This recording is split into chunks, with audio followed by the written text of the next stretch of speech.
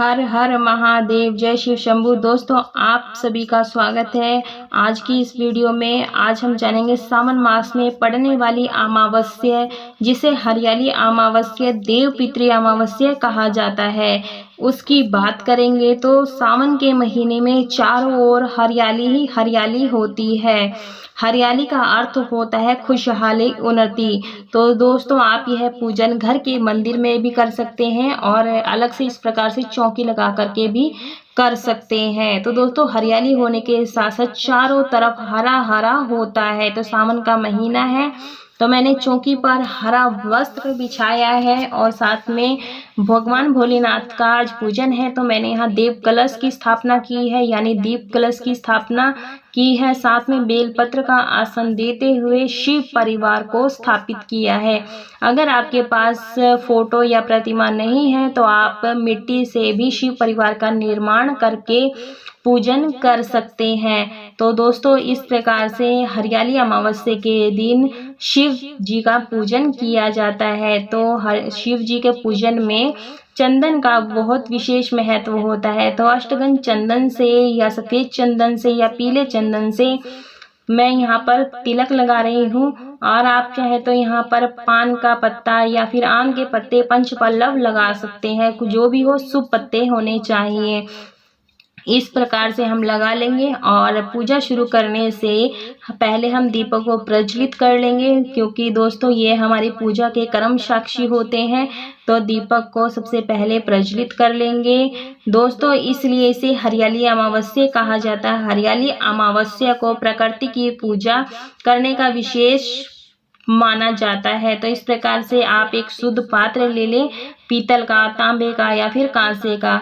अगर नहीं है तो आप कोई भी स्टील का पात्र ले लें। स्टील का पात्र तो हर घर में मिल जाता है, थाली या प्लेट। उसमें चंदन से स्वास्तिक बना लें और सबसे पहले गणेश जी का ध्यान करते हुए स्वास्तिक बना लें, क्योंकि भगवान सबसे पहले गणेश जी का ही पूजन ध्यान किया जाता है, उसके बाद ही अन्य कार्य किए जाते हैं।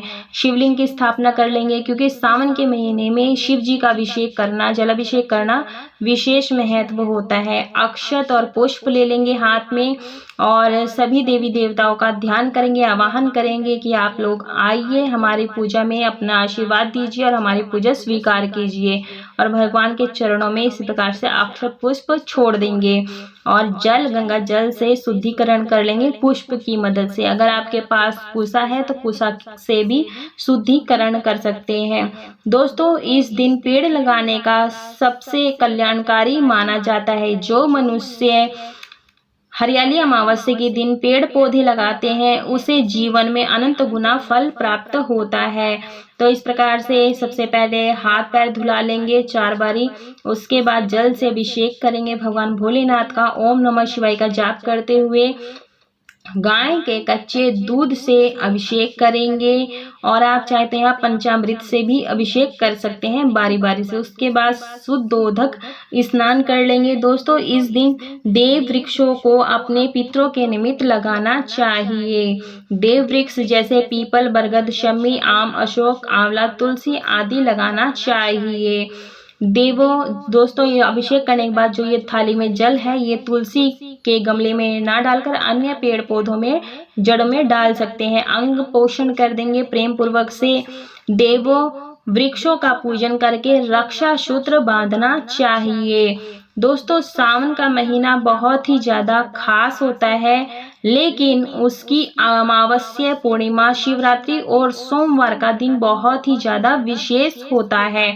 बेलपत्र का आसन देते हुए शिवलिंग को और साथ में नंदी जी को स्थापित कर लेंगे और उसके बाद अष्टगंध चंदन से तिलक लगाएंगे, यानी त्रिपुंड बनाएंगे।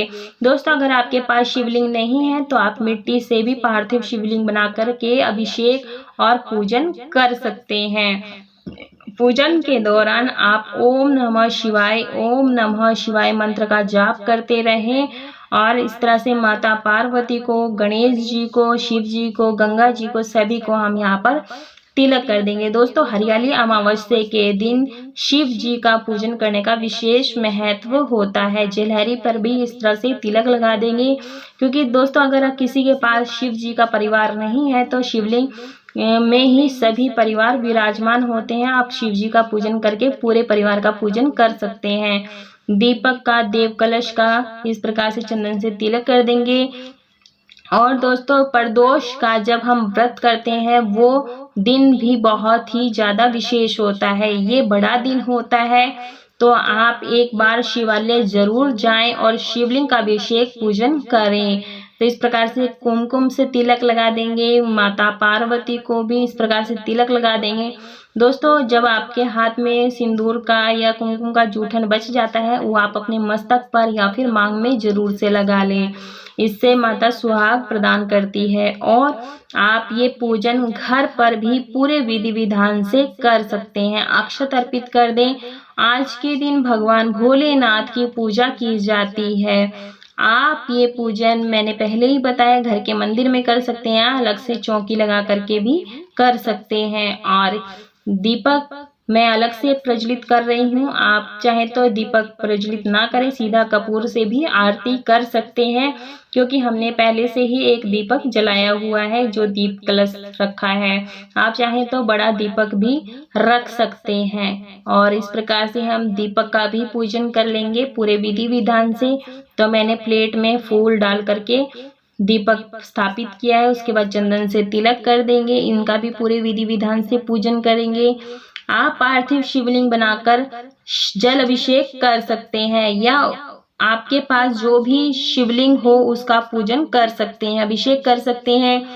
पूरे महीने में हमें कोशिश करनी चाहिए कि हम भोलेनाथ जी का अभिषेक करें। कुमकुम से तिलक कर देंगे। अमावस्या के दिन भगवान भोलेनाथ पर काले तिल अर्पित किए जाते हैं, करना चाहिए। उसके बाद जनेऊ अर्पित कर देंगे भगवान भोलेनाथ को। गणेश जी को दुर्वा और लाल पुष्प अर्पित कर देंगे। आप चाहे तो यहाँ पर गुड़हल का फूल मिल पाए तो आप वो भी अर्पित कर सकते हैं, नहीं तो जो भी आपके पास पुष्प हो उससे आप अपनी पूजा संपूर्ण कर सकते हैं। बहुत ही शुभ रहते हैं। साथ ही हरियाली अमावस्या है। वैसे तो अमावस्या हर महीने आती है, लेकिन कुछ अमावस्या विशेष होती है।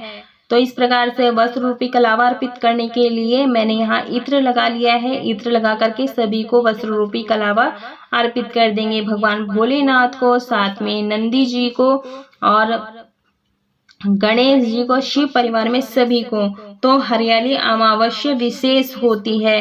अब बात कर लेते हैं हरियाली अमावस्या के दिन हमें क्या विशेष करना चाहिए। तो जो ये हरियाली अमावस्या है, ये आज का दिन बहुत बड़ा है, तो आप शिवालय जरूर जाएं, या घर पर ही सुबह या शाम जब भी आपको समय मिले भगवान का नाम लेना चाहिए। ऐसा कुछ भी नहीं है कि जब आप पूजा करेंगे तभी नाम लें। उसके बाद अबीर सभी को अर्पित कर देंगे, भस्म अर्पित कर देंगे। इस प्रकार से हो सके तो किसी पवित्र नदी में स्नान करना चाहिए। यदि संभव नहीं है वहां पर जा पाना, तो घर पर ही नहाने के पानी में गंगा जल डाल करके स्नान करें।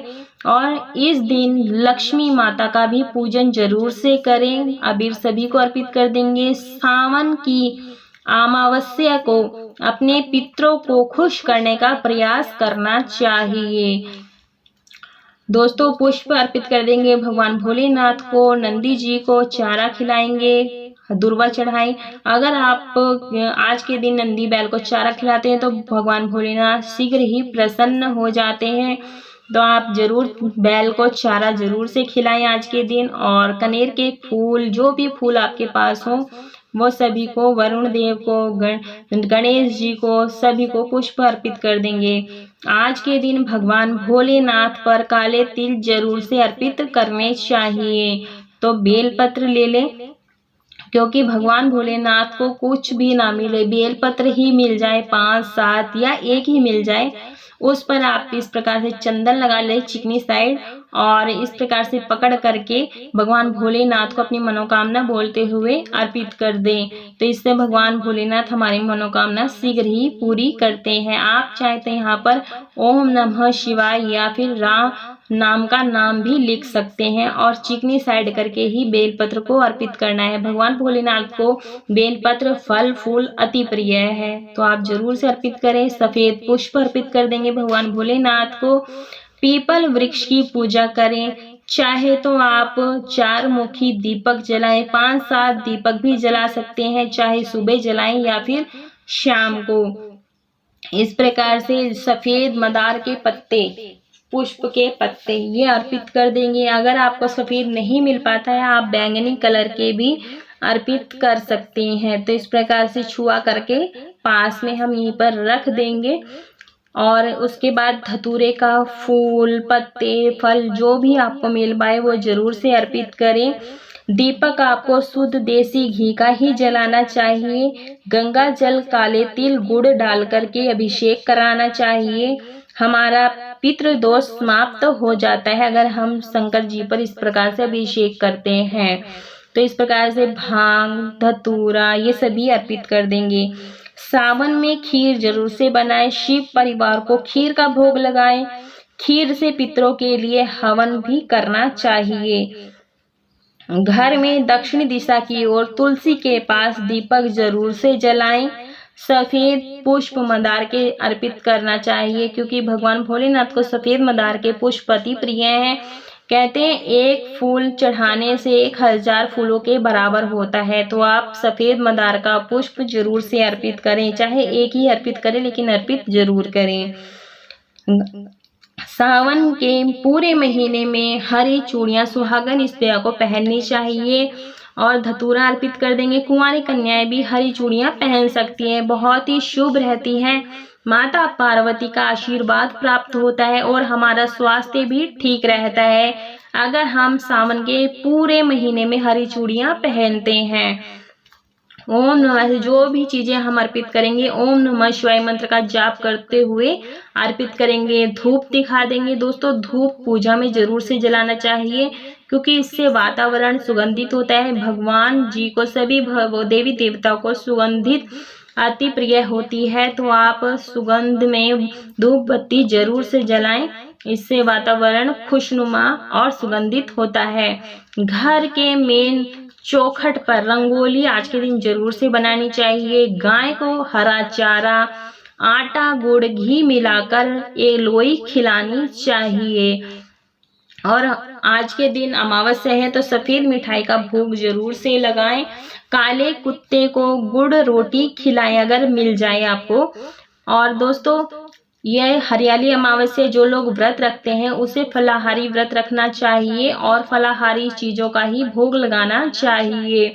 और इस व्रत में मीठा अन्न ही खाया जाता है और नमक नहीं खाया जाता। अगर आपको शुगर आदि है तो आप सेंधा नमक ले सकते हैं, लेकिन मीठा अन्न ही खाया जाता है, कोशिश करें। और माता रानी को 16 श्रृंगार की सामग्री अर्पित कर देंगे और बाद में जल के लोटे में भोग लगाएंगे बेलपत्र डाल करके, क्योंकि जो भी हम भोग प्रसाद चढ़ाएंगे उसमें बेलपत्र जरूर से डालें, इससे भगवान भोलेनाथ सहज स्वीकार कर लेते हैं। और काले तिल भगवान जी को जरूर से अर्पित करें। आज के दिन चंद्रमा नहीं निकलते हैं, दिखाई नहीं देते हैं, हमारा मन परेशान हो जाता है। तो आज के दिन ज्यादा से ज्यादा आप सफेद चीजों का दान करें, जैसे आटा, चावल, चीनी आदि चीजें दान कर सकते हैं। अगर आपके पास डमरू है तो डमरू का नाद करें, नहीं तो घंटी बजाएं, लेकिन मीठी ध्वनि में। और अपने बड़ों का आशीर्वाद लें, बच्चों को पितरों के बारे में बताएं। दोस्तों सावन का महीना है, कपूर से आरती नहीं कर पा रहे हैं तो आप यहाँ पर दीपक से, जो दीपक जलाया था उसी से ही आरती कर लेंगे। सबसे पहले गणेश जी की, फिर वरुण देव की और सभी देवी देवताओं का आरती कर लेंगे। सावन का महीना है, भगवान भोलेनाथ पितरों के, भूत प्रेत आदि के देवता हैं, देवादिदेव महादेव हैं और अमावस्या है, तो ये बहुत ही खास दिन है। इस दिन दक्षिणा जरूर से निकालें। दक्षिणा निकालने से पूजा में रही कोई भी कमी बेसी होती है वो पूरी हो जाती है। और दीपक को ठंडा कर देंगे और 3 बार आचमनी करेंगे, 3 बार 7 बार आचमनी करने से पूजा जो भोग प्रसाद है भगवान सहज स्वीकार कर लेते हैं और अपना आशीर्वाद हम पर बनाए रखते हैं। तो आप इस दिन पूजा जरूर करें, सुबह करें या शाम को करें, लेकिन अपने पितरों को याद जरूर से करें। वो अपना आशीर्वाद देते हैं और हमारा जीवन धन्य हो जाता है। तो इस भगवान भोलेनाथ का जो पूजन है प्रदोष काल में ही की जाती है, सूर्य अस्त होने से 45 मिनट पहले और सूर्य अस्त के बाद 45 मिनट के बाद में। तो दोस्तों ये थी हरियाली अमावस्या की सरल पूजा विधि। अगर आपको यह जानकारी पूजा विधि पसंद आई हो तो वीडियो को लाइक करें, ज़्यादा से ज़्यादा शेयर करें, उन तक पहुंचाएं जो अन्य लोग भी इस वीडियो से लाभ प्राप्त कर से। चैनल को सब्सक्राइब कर ले। वीडियो को पूरा देखने के लिए धन्यवाद।